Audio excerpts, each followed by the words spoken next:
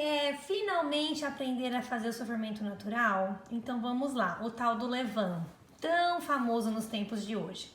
Em uma jarra, de preferência funda, nós vamos adicionar partes iguais de água e farinha. No entanto, tem que ser pesado. Eu aconselho 50 gramas de farinha, de preferência uma farinha que não tenha passado por processo de branqueamento, né? Aqui no Canadá a gente chama de unbleached. De preferência orgânica, se não tiver como, tudo bem. E 50 gramas de água filtrada e de preferência um pouquinho morna, tá bom? Então vamos lá que eu coloquei já aqui a minha farinha e vou colocar a minha água, tá? A gente vai mexer agora até vai formar uma pastinha. Vou marcar com uma caneta aonde que tá a minha massa, para eu depois conseguir controlar o crescimento, tá? A partir desse estágio, a gente vai colocar simplesmente um paninho em cima e vai deixar descansando em um local que seja mais morninho, mais quentinho por 24 horas. Daqui a pouco eu volto. Ok, de volta em 24 horas. O que a gente quer analisar aqui? Se teve alguma atividade, a gente consegue ver, ó, que tem algumas bolinhas, nada muito considerável, não teve crescimento. O que a gente vai fazer agora? Deixar mais 24 horas, a gente não vai mexer, tá bom? Então eu vejo vocês. Então hoje é tecnicamente o terceiro dia, tá? Vamos dar uma observada no que aconteceu aqui? Bom, a gente consegue ver que teve atividade. Deixa eu mostrar pra vocês aqui ao lado. Estão conseguindo ver essas bolhas? Todas essas bolhas indicam a atividade, né, da levedura que começou a agir e dobrou praticamente de tamanho, tá? Por isso que é tão importante fazer isso. Agora, no terceiro dia, vai ser um pouco diferente, tá? O que a gente vai fazer é remover todo esse conteúdo. A gente vai pesar e vai remover, vai descartar metade. Nesse ponto aqui, gente, o descarte não serve para muita coisa, tá? Porque foi o que eu falei, se você estiver consumindo, querendo fazer um levain, né, um fermento natural, porque você não tolera glúten muito bem, nesse ponto você não pode usar, porque ele ainda não está ativo, né? Então, tem gente que usa o descarte para fazer outras receitas, panquecas. Bom, eu nesse ponto jogo fora, tá bom? Então, o que eu faço? Eu vou pegar uma balança, por isso que é tão importante ter uma balança nesse horário, nessa hora, tá? Então, eu vou simplesmente jogar toda essa mistura. Eu quero mostrar pra vocês a textura. Ó, você consegue ver que realmente foram formadas bolhas lá dentro. E a textura dessa massinha é muito interessante. Você consegue ver como que ela já é uma massa super elástica, tá? O de vocês vai tá com mais quantidade, né? Eu comentei com vocês que eu tava fazendo uma quantidade bem pequenininha, tá bom? Porque eu já tenho o meu levain estabelecido. Nesse ponto aqui a gente vai começar a alimentar. A mesma quantidade que eu deixei no fundo da jarra é a quantidade que eu vou alimentar com água e farinha, tá? Então, no caso, você vai deixar 50 gramas para trás. Aí você vai alimentar 50 gramas de água filtrada e 50 gramas de farinha. E você vai tampar depois que você fizer esse processo, né? Você vai mexer tudo certinho e você vai deixar por mais 24 horas, tá? Esse processo, gente, vai ser repetido até você já ter o seu starter, ou no caso, o seu levain estabelecido. Isso pode demorar entre 7 e 10 dias. Tá? Tenham paciência. Eu vejo muita gente começando a desistir se vê que o seu levain não tem atividade.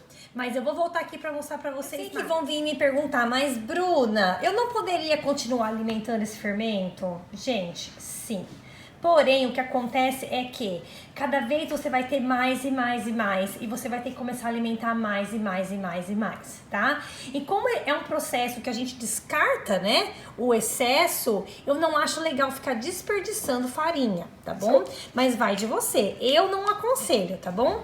Então, tudo bem, cheguei aqui nesse ponto. Vou tampar de novo. Não esquece de marcar aonde começou. tá? Pra você conseguir controlar a atividade do seu fermento. E a mesma coisa, ó, eu vou fechar e vou colocar dentro do micro-ondas ou dentro do forno desligado, tá bom? Vejo vocês amanhã, mas o processo é o mesmo. E quarto dia, vamos ver aqui. Como você consegue ver, teve bastante atividade, dobrou de volume de novo, agora deu uma baixadinha, mas ele tava mais alto. Tá conseguindo ver a textura? O processo é o mesmo, tá?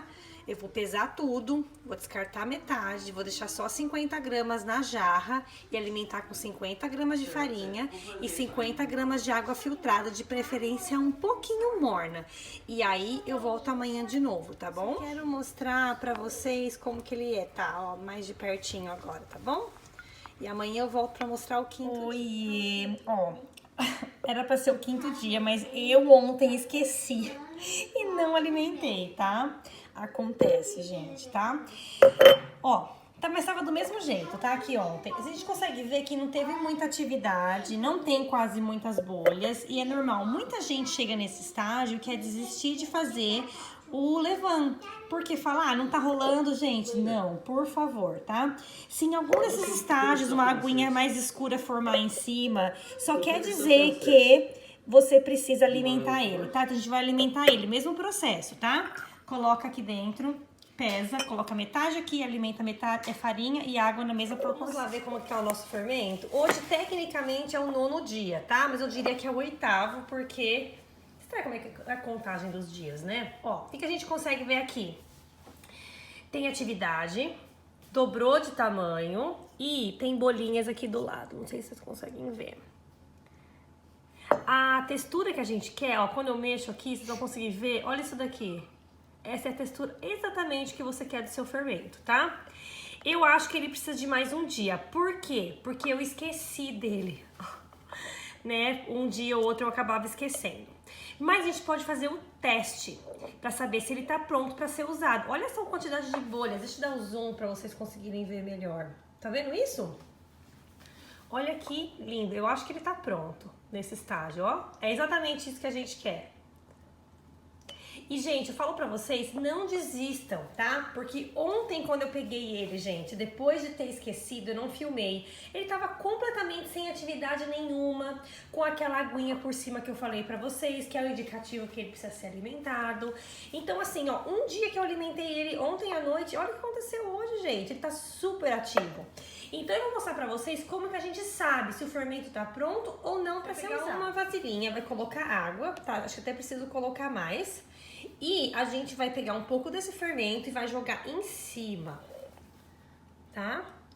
Se ele boiar, ele tá pronto pra ser usado. Ó, gente, estão vendo que ele boiou? Ele não afundou?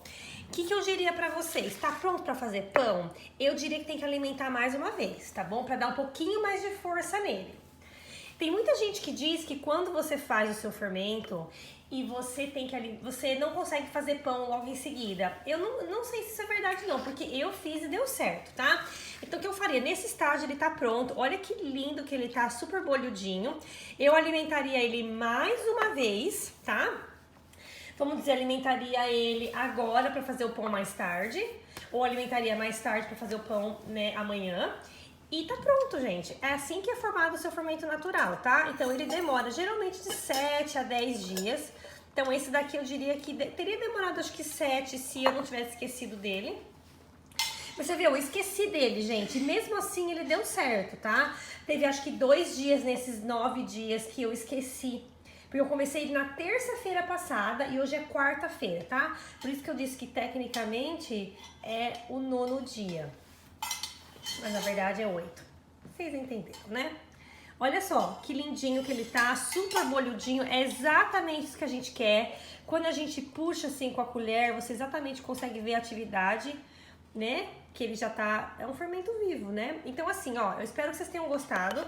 Se vocês tiverem alguma dúvida com respeito ao fermento natural, me mandem aqui embaixo nos comentários desse vídeo e eu vou tentar talvez fazer um outro vídeo explicando as dúvidas, tá bom? Mas é isso, um beijo. Voltei, porque eu esqueci de falar um negócio. É o seguinte, gente, quando vocês forem fazer pão, a gente não pode alimentar o fermento e completamente esquecer dele, tá?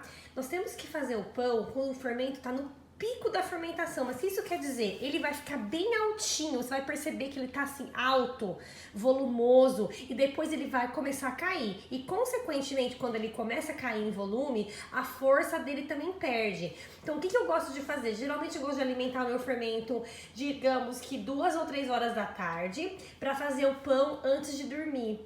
Porque geralmente os meus pães crescem a madrugada toda. Tá? Esses pães que têm uma fermentação mais longa, eles são, consequentemente, mais fáceis de digerir, porque a estrutura, né, do glúten, ela é mais quebrada, então ela é mais fácil de absorver também. Ups, entendeu? Então, assim, tem que usar o fermento no pico dessa fermentação, tá bom? Olha que lindo que ele tá, gente, tô tão orgulhosa. Um beijo pra vocês e quero saber quem vai fazer pão logo, hein?